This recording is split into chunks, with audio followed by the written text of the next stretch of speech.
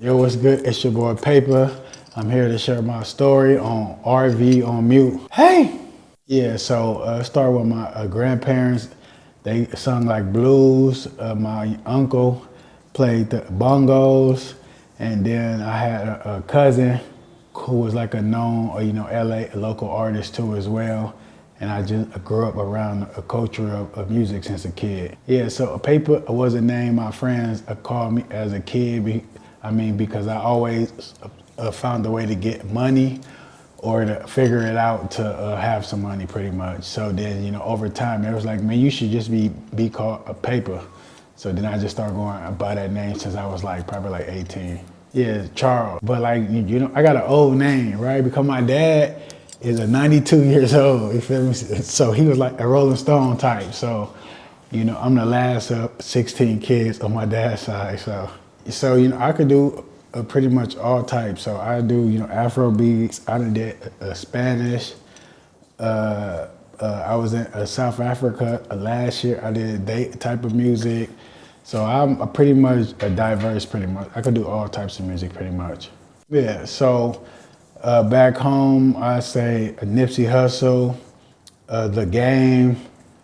I like Meek Mill too as well. And then for Afro beats, I like a Burna Boy. Yeah, so in college, I went to a film school at first, right? So I started my own production. So I would shoot videos and stuff on a weekend for extra cash. And then also too as well, I had models too as well. So I would put them in videos and stuff too as well. So yeah, so I started off behind the camera because at that time, I didn't have no money, and school-wise, I could check out all the cameras and stuff for free. So I went to film school and I learned how to shoot my own video, and then I would check it out on the weekends and go film. Yeah, so now I pretty much just direct my videos. I don't really touch the cameras no more. But so pretty much I just stick on the music side, but I am big on my videos and directing everything. Or the marketing of it, pretty much. I do that. Yeah, so since COVID ended, yes, I just been doing my own thing. Yeah, so in COVID, I would party a lot, probably 3-4 days a week, in New York, Atlanta, Houston, and in Los Angeles, because our state was shut down for COVID. So then I was always out a lot. And I guess when I be drunk sometime, I get a creative. So I was like, hey man, let's make a song for the women. So then I came up with the whole song of Bottle Girls, and I called my boy Zach T, and he put his final touches on it. I found the beat, and then we made the hit. Yeah, so the thing with me is I pretty much, I'm a creative type of person. So me, I could just be out or walk outside and see I don't know, some coconut or something, and I'll just come with a coconut song, So it just be a random type of a creative mindset I be having. But pretty much for Bottle Girls or the Afrobeat, albums, I pre-think everything through. I find the beats, or I have the beats made the way I want them to be made, so it could turn out the way I picture it in my head pretty much. So me, I might just be in the car, charging my car. I might have 3-4 lines, but the way I record is at the studio. So me, I might go from about 5 p.m.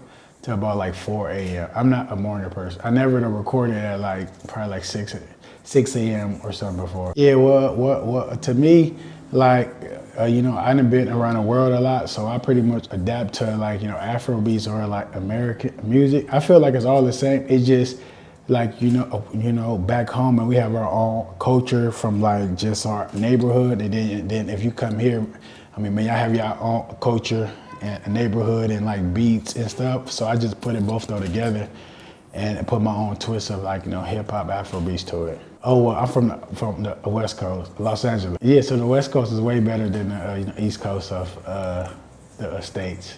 I feel like the East Coast is, that's all right.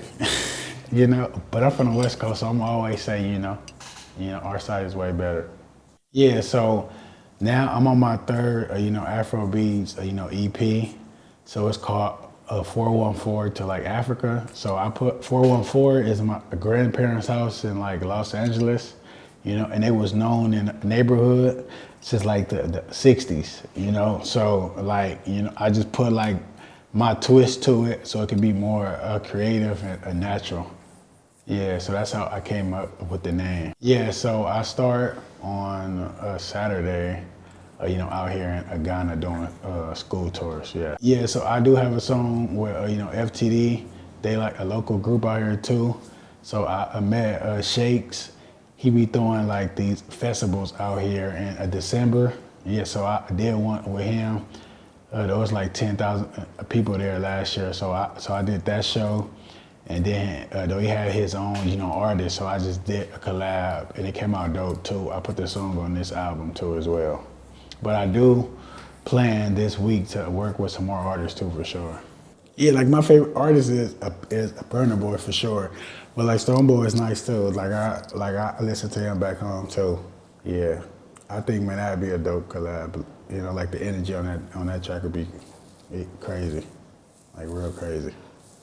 Yeah, just listen to the tape, turn up a little bit, enjoy this hot heat out here, and play that music, on your cell phones, back home, all over. Just, tap in and just like, take it off. Let's all, put our ears to the music.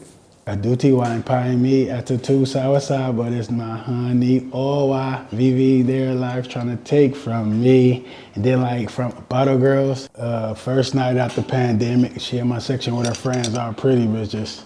Shots to 42, got her feeling different. And Paypah, I'm here on, RV on mute. And I need y'all to go check out all my new music, check out everything on all platforms.